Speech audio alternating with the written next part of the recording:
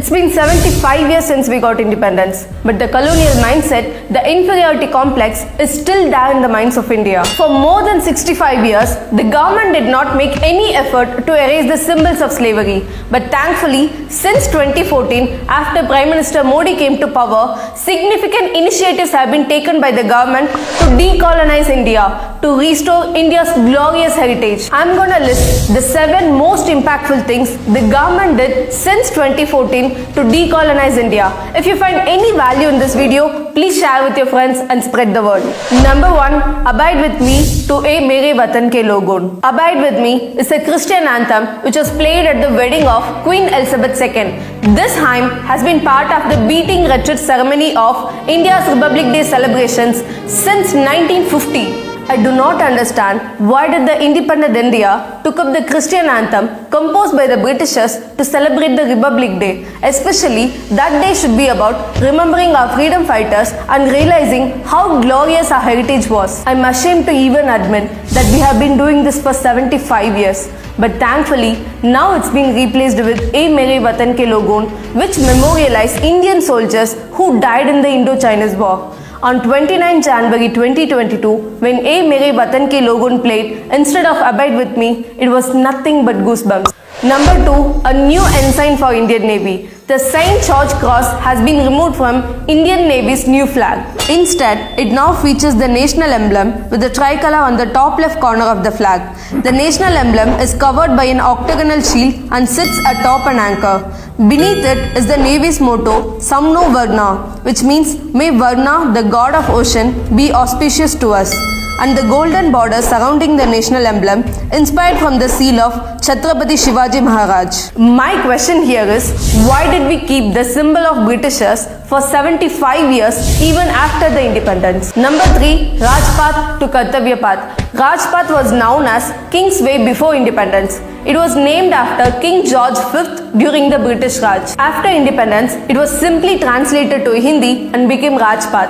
Rajpath was for British Raj, to which the people of India were nothing but slaves, and now it's renamed to Kartavya Path, which means the path of duty. For a democratic nation like India, Rajpath doesn't make any sense because we do not have a king here. Those who are using the path are the servants of people. So Kartavya Path makes a lot more sense than Rajpath. Number 4, the statue of Netaji at India Gate. A 28-feet statue of Netaji Subhash Chandra Bose is now installed under the Grand Canopy of India Gate. Earlier, this canopy had a statue of King George V until 1968, which means India kept a statue of a British king at the most significant part of the nation for 20 years even after independence. Number 5, budget briefcase to Bahi Gata.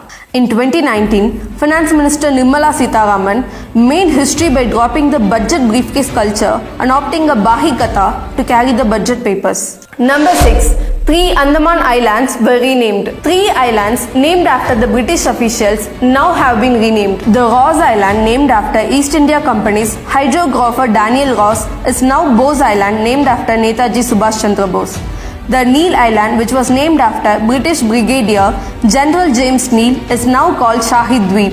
The Havelock Island, named after another British general, Henry Havelock, is now called Swarajya Deep. For 7 decades, these islands in India had the name of British army men who fought for the East India Company against the Indians in the 1857 War of Independence. Number 7, the traditional outfits during convocation. Indian universities have been carrying on the British style of wearing a robe and cap for the convocations. Now the UGC asks the universities to wear traditional handloom Indian outfits for convocations, and it's so heartening to see many universities have started following this already. Recently, on 75th Independence Day, Prime Minister Modi said, "We do not need to show ourselves like others. We will stand with courage in the way we are. We need freedom from servitude. There should not be any trace of servitude left in our existence, and it's high time we do that."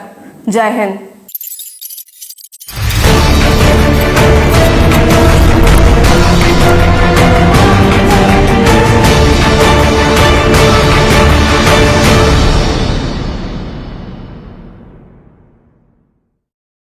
और अगर तुम लोग नए हो तो subscribe करो, वो जो लाल वाला बटन है उस पर फूट फेंक के मारो या फिर मोमबत्ती, मुझे नहीं पता, बस क्लिक हो जाना चाहिए।